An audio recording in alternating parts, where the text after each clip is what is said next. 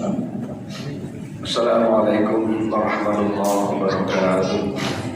Ya Rabbi bil Mustafa balligh maqasidana waghfir lana ma madha ya wasi'al karami. Ya Rabbi bil Mustafa balligh maqasidana waghfir lana ma madha ya wasi'al karami. ما سامني الدهر ضيما أو تحتاج به إلا ونلت جوارا منه لم يوضمي. يا ربي بالمصطفى بلغ مقاصدنا واغفر لنا ما مضى يا واسع الكرم. ولا تمست إلى الدارين نيتي إلا استلمت ابنة من خير مستلم. يا ربي المصطفى بلغ مقاصدنا واغفر لنا ما مضى يا واسع الكرم. لا تنكر الوحي من رؤياه إنا له قلبا إذا نامت العينان لم ينم. يا ربي بالمصطفى بلغ مقاصدنا واغفر لنا ما مضى يا واسع الكرم. اللهم صل وسلم وبارك عليه وعلى آله. أعوذ بالله من الشيطان الرجيم. بسم الله الرحمن الرحيم. الحمد لله رب العالمين وبه نستعين على أمور الدنيا والدين والصلاة والسلام على أشرف الأنبياء والمرسلين سيدنا وحبيبنا وشفينا ومولانا محمد صلى الله عليه وسلم أجمعين. قال الله تعالى سبحانك لا علم لنا إلا ما علمتنا إنك أنت العزيز الحكيم.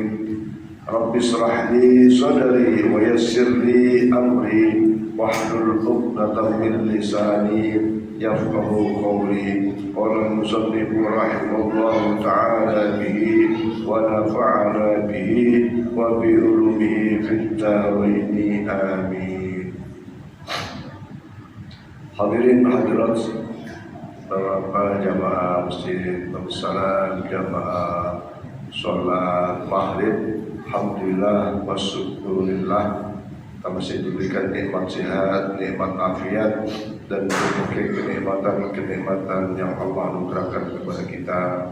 Mudah-mudahan berbagai kenikmatan itu menghantarkan kita kepada rahmat dan ridha Allah Subhanahu wa taala dengan berbagai amalan ibadah baik yang wajib maupun yang sunnah, senantiasa memperberat timbangan amal kebaikan kita sebagai bekal untuk menghadap kepadanya.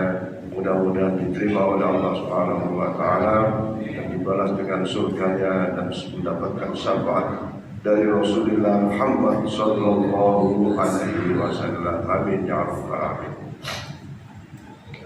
Para jemaah sekalian, kita akan membicarakan tentang sholat sunat yang khusus. Sholat sunat yang khusus. Ada sholat sunat itu disebut sebagai sholat sunat rawatib, ya. Misalnya qobliyah atau ba'diyah. Ada sholat sunat itu sifat hukumnya adalah sunat muakkad. Sholat itu status hukumnya sunat muakkad seperti sholat Idul Fitri, sholat Idul Adha. Yes. Ada juga sholat itu statusnya adalah mutlak itu yang kapan saja sholat itu dilakukan, tidak ada kaitan dengan apapun, ya. Tidak ada kaitan dengan waktu dan seterusnya, itu disebut sebagai sholat sunat. Termasuk juga sholat khusus itu adalah sholat hajat, sholat istikharah, sholat istisqa, ya, sholat minta hujan, atau sholat gerhana, ya, sholat gerhana baik matahari maupun bulan. Nah, ini kita coba bicara sholat sunat khusus. Yang pertama ini adalah keutamaan sholat duha, ya, sholat duha. Bismillahirrahmanirrahim. Qala al-musannif rahimallahu ta'ala bi wa nafa'ani wa bi ulumil darin amin. An Nabi Hurairah radhiyallahu anhu qala awsani khalili sallallahu alaihi wasallam bi siyami thalathati ayyamin min kulli shahrin wa rak'atay duha wa an utira qabla an arkuda. Dari sahabat Abi Hurairah radhiyallahu anhu, Rasulullah bersabda, maukah aku beri wasiat, ya, Ausani Khalil Ibrahim, atau Abi Hurairah itu mengatakan aku diberi wasiat oleh kekasihku, ya, kekasihku yaitu Rasulullah sallallahu alaihi wasallam. Apa wasiatnya?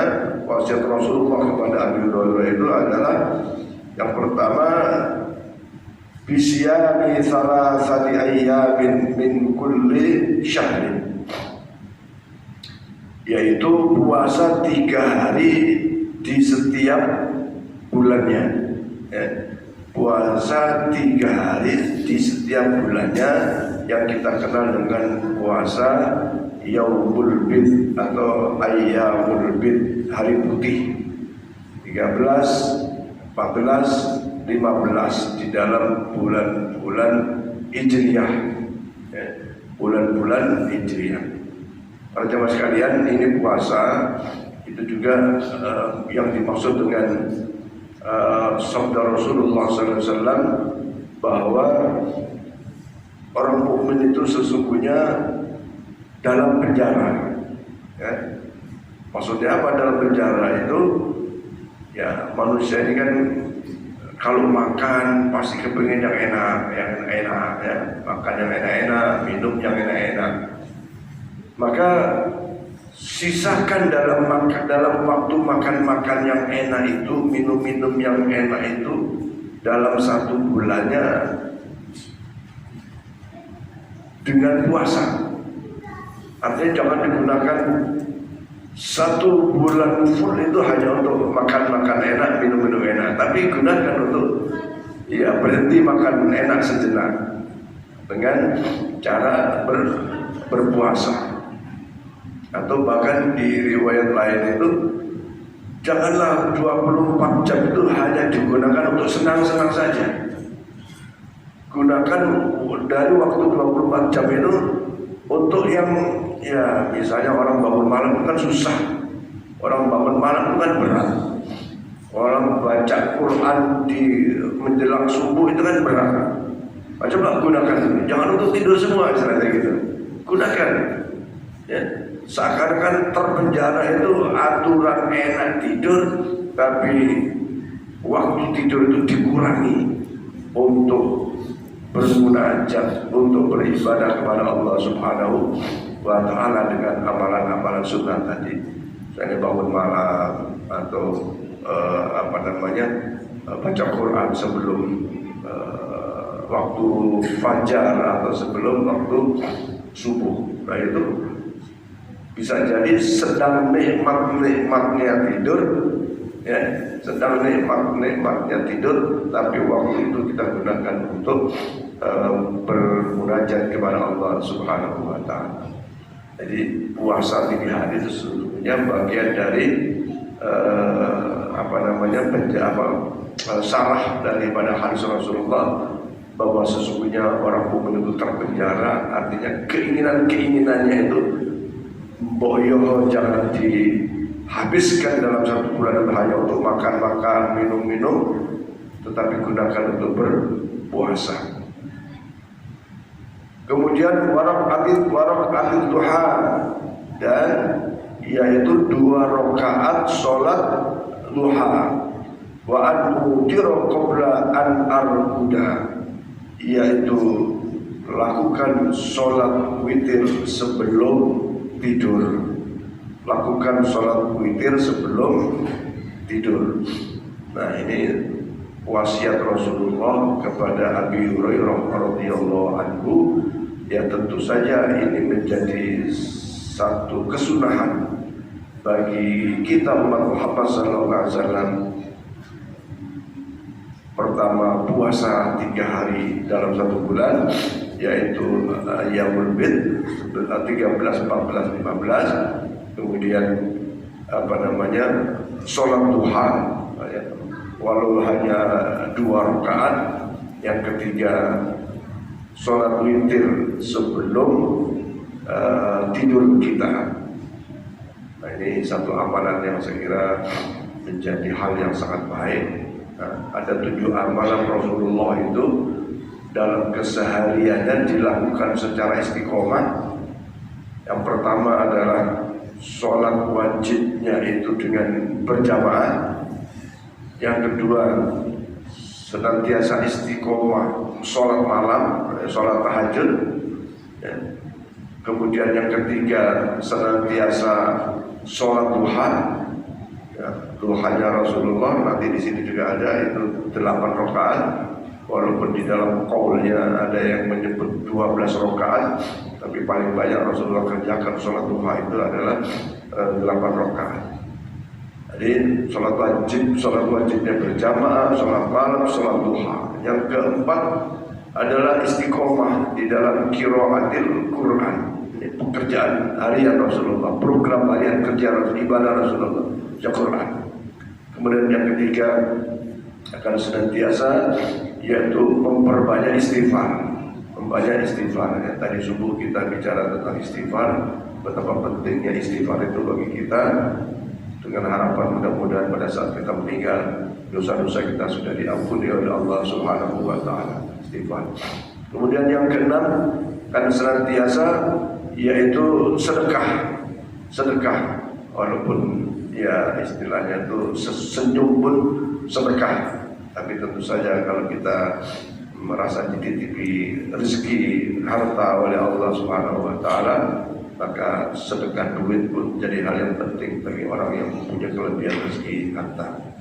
Kemudian yang ketujuh adalah senantiasa tajdidul wudu, memperbaharui wudu, menjaga wudu, selalu berwudu. Maka ini menjadi penting. Tapi kalau nggak biasa memang susah, nggak biasa sulit. Dan insya Allah orang yang senantiasa punya wudu itu, tingkah lakunya, perilakunya, ucapannya, insya Allah dalam keadaan ucapan-ucapan yang baik, tidak hanya senantiasa menyebut-nyebut atau berzikir, bertasbih, bertahmid, tahlil, atau membaca kalimat-kalimat thayyibah. Nah, kesimpulannya bahwa hadis ini menunjukkan ada keutamaan sholat khusus di sini adalah sholat duha, walaupun hadisnya dirangkai dengan wasiat Rasulullah kepada Abi Hurairah, yaitu puasa 3 hari dalam 1 bulan, kemudian sholat duha dan juga sholat witir sebelum tidur. Berikutnya adalah Rasulullah bersabda, ini juga hadis diriwayatkan oleh Imam Bukhari dan Muslim. Kemudian man hafadha ala suf'atil duha ay raqatil duha ghufrat dhunubahu wa in kanat mithla zabadil bahri. Hadis diriwayatkan oleh Imam At-Tirmizi bahwa barang siapa yang senantiasa memelihara sholat duhanya, ya, suf'atil duha, memelihara duhanya, selalu dikerjakan, ya. Ai raqatil duha, walaupun hanya 2 rakaat, tiap hari tak pernah lupa sholat duha. Dan tentu saja harus dipahami sebagaimana judul tadi, sholat duha hukumnya sunnah, sunnah khusus, sunnah. Karena ada pendapat ya namanya sunnah itu ya tidak sama dengan wajib. Kalau wajib ya memang harus setiap hari, seperti sholat 5 waktu harus setiap hari. Tapi kalau sunnah ya kalau sempat ya. Nah di sini disebutkan bahwa sholat duha itu walaupun hukumnya sunnah, kalau bisa dikerjakan tiap hari, maka di sini Rasulullah bersabda, "Ufirat dzunubahu wa in kanat mithla zabadil bahri." Allah akan ampuni dosa-dosanya walaupun dosa-dosanya itu sebanyak buih di lautan. Masya Allah. Ini memang kitab ini kitab tentang keistimewaan, tentang keutamaan Muhammad SAW, sehingga nampak bahwa walaupun amalannya sederhana, tapi fadilahnya pahala sangat besar insyaallah subhanahu wa ta'ala. Kemudian hadis lain yang diriwayatkan oleh Abu Ya'la, ya, ada sini juga diriwayatkan oleh Abu Ya'la, Rasulullah SAW bersabda, "Man qama idza istaqbalahu syamsu ay ba'da tulu'iha wa irtifa'iha fatawadda'a fa ahsana wudu'u thumma qama wa shalla rak'atayn ghufirat lahu khatayahu kama waladathu." Hadis dari Abu Ya'la ini Rasulullah bersabda, barang siapa yang ketika matahari telah terbit, ya, ay ba'da tulu'iha wa irtifa'iha, artinya setelah terbit itu kira-kira ya setinggi sepenggal gitu, kemudian dia bergegas, fatawadda'a fa ahsana wudu'ahu, bergegas untuk wudu dan menyempurnakan wudunya dengan baik, thumma qama shalla rak'ataini, kemudian setelah wudu dengan baik itu dia berdiri sholat rak'ataini, yaitu sholat duha 2 rakaat, ufrat lahu khotoyahu kama baladatuhu, Allah akan ampunkan dosa-dosanya, kesalahan-kesalahannya, sehingga ia kama waladatuhu, karena dosa-dosanya telah diampuni oleh Allah, maka ia seperti bayi yang baru dilahirkan dari perut ibunya. Nah, insyaallah kita sudah banyak dosa, maka yuk kita istiqomah sholat duha. Apalagi kalau sholat duha itu kita baca doanya, saya kira luar biasa. Doa minta rezeki yang baik. Allahumma inna duha duhauka wa baha bahauka, dan seterusnya itu.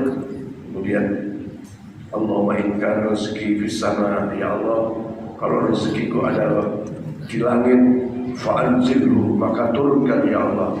Fa in kana fil ardi, kalau rezekiku ada di dalam perut bumi, fa'ahrijhu, maka keluarkan ya Allah.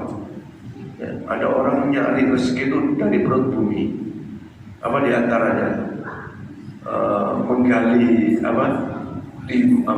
emas atau yang kayak gitu, itu dalam perut bumi. Ya. In kana fil ardi fa'akhlukan ya Allah, biar gak susah gitu. Biar gak usah susah gitu. Dari duitnya gak susah gitu kan. Fa in kana mu'assiran fayassiru, kalau rezekiku susah ya Allah mudahkan. Ada orang cari duit itu susah. Saya lihat kadang Masya Allah bersepuh bapak-bapak ya, jualan yang 1.000-2.000 keliling kampung, payah rasanya, payah, berat gitu. Ada yang harus, ketika dulu saya tanya nenek-nenek panggul di punggungnya ini, di sana di jalan Pangeran Antakusuma, sebelum subuh saya tanya, "Nek, mau kemana Nek?" "Mau ke pasar mana Nek?" "Pasar Kaget di Sepakat, Dr. Wahid itu di pojok itu ada pasar Kaget." "Nanti sholat subuhnya di mana Nek?" "Iya ada sholat." Sholat pakai kerudung. Ya Allah, berarti bangunnya aja sebelum subuh, yang digendong cuma bakul, isinya nanti belanja di sana, dijual di sana juga. Mungkin sayuran atau apa, berat ya orang dari rezeki. Yang kerja malam, apa aja dia kerja malam, kerjanya malam jam 8 nanti sampai menjelang subuh baru pulang ya, jaga malam. Tapi ada juga yang sengaja kerja malam. Ini susah kan, enak kerja itu kan jam 7 pagi ke kantor, pasar, ke ladang, atau sekali rasanya dulu seperti gimana ya? Memang kata Allah itu kan apa namanya, wa minal laili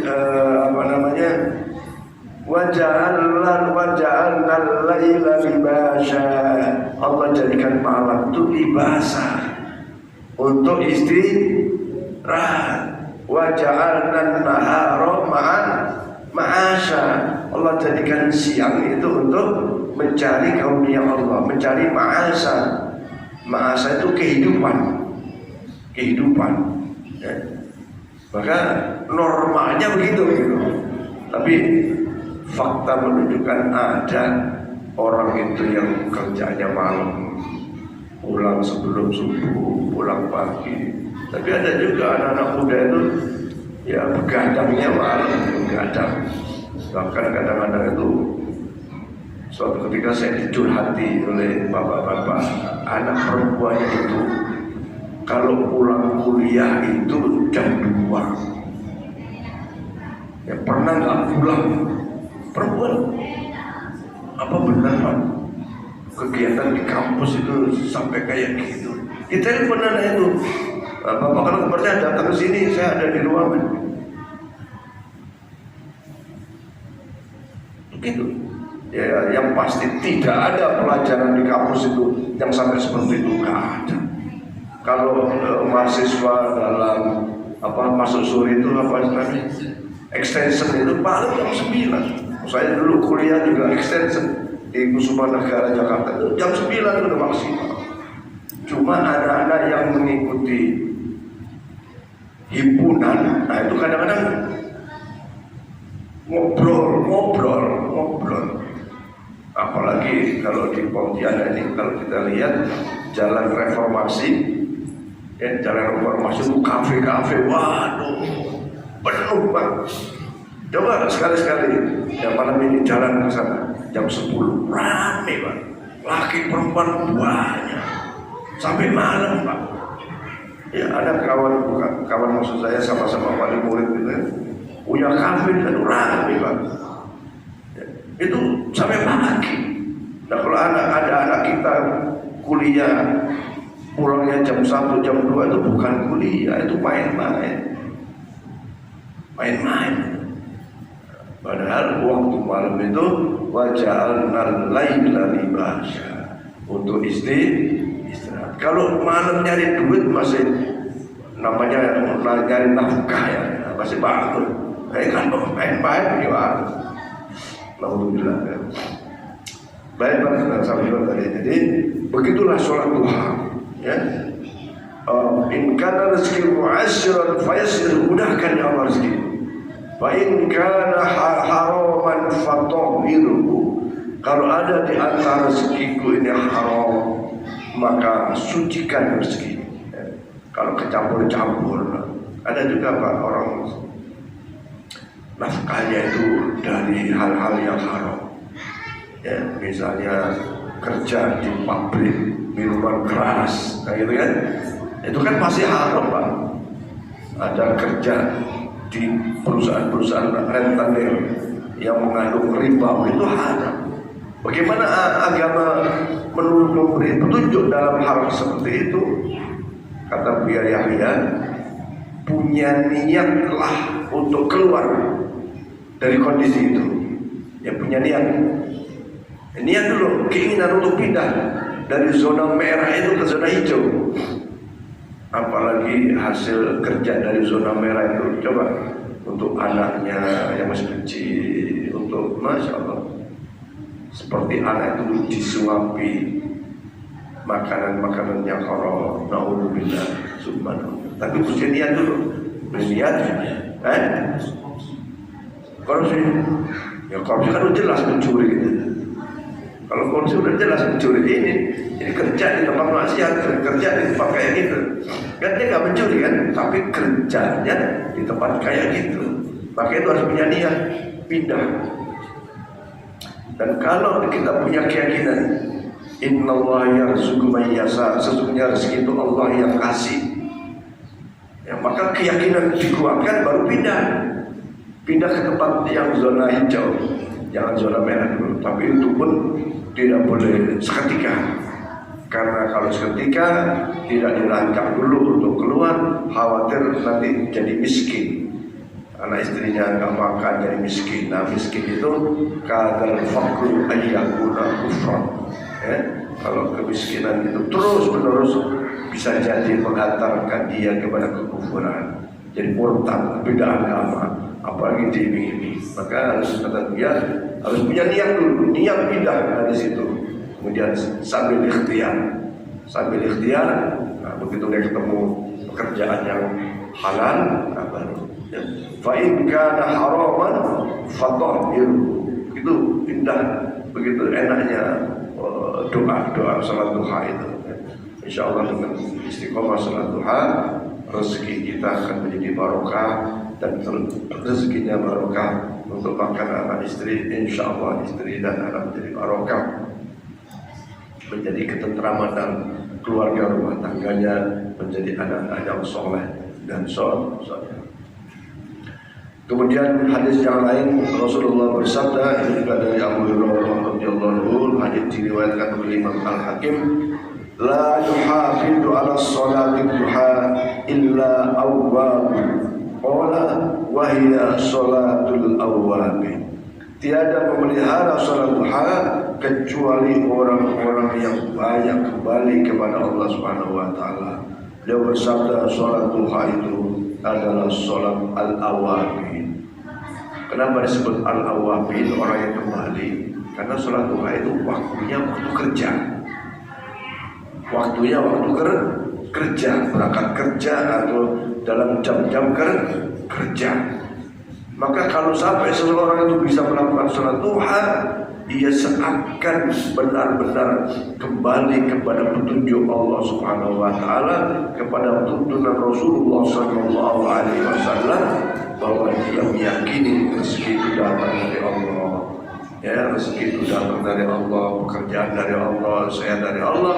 Maka kalau orang itu bisa menjaga, memelihara sholat duhanya seperti orang yang melaksanakan sholat al-awwabi. Ya, sholat al-awwabi itu sebagian ulama menyebut juga termasuk sholat duha. Walaupun sholat al-awwabi itu ada juga sholat yang antara maghrib dan isya, itu juga disebut sebagai sholat al-awwabi. Sholat al-awwabi. Saya kira itu pada satu lagi bahwa di sini disebutkan juga dari Umamah radhiyallahu, dari Abu Umamah radhiyallahu anhu, hadisnya dari Imam Abu Dawud, barang siapa yang istiqomah melaksanakan sholat duha, maka ia akan memperoleh pahala orang-orang yang mengerjakan umroh. Nah, kan sama dengan sholat suruh, ya. Sholat suruh berjamaah atau sholat suruh, maka ia mendapatkan pahala haji, pahala umroh, ya, pahala umroh, masya Allah. Saya kira demikian para jemaah sekalian tentang sholat khusus. Di sini masih sholat duha, nanti juga ada sholat-sholat yang lain. Sholat duha pun masih banyak dalil-dalilnya, ya. Nanti bicara sholat istikharah, nanti kemudian sholat tahajud, ya.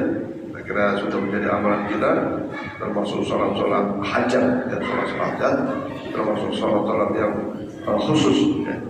Ada yang lebih khusus lagi adalah sholat sunat pada wudu. Sholat sunat pada wudu. Jadi habis wudu, usolli sunatal wudu raka'ataini lillahi ta'ala. Itu juga satu sholat sunat yang khusus. Saya kira demikian para jemaah sekalian. Mungkin ada yang ingin ditanyakan tentang sholat ini.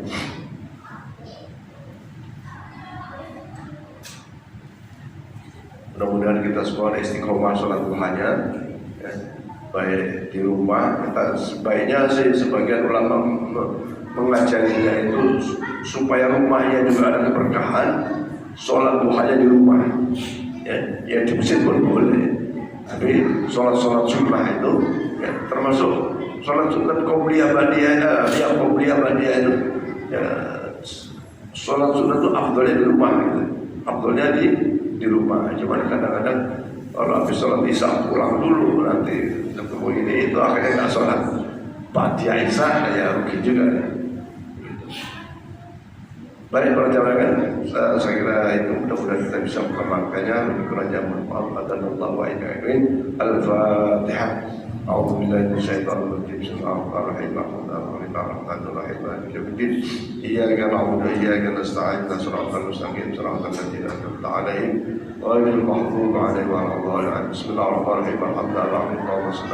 Muhammad wa 'ala alihi wasallam. Allahumma rabbana zidna 'ilman nafi'an wa mutaqabbalan rizqan wasi'an barakan halalan thayyiban.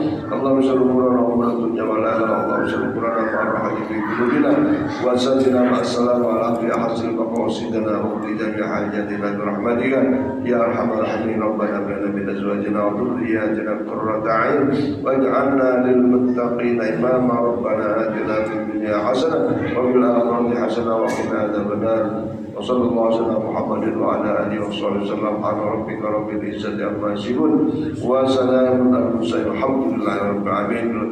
Assalamu alaikum warahmatullahi wabarakatuh.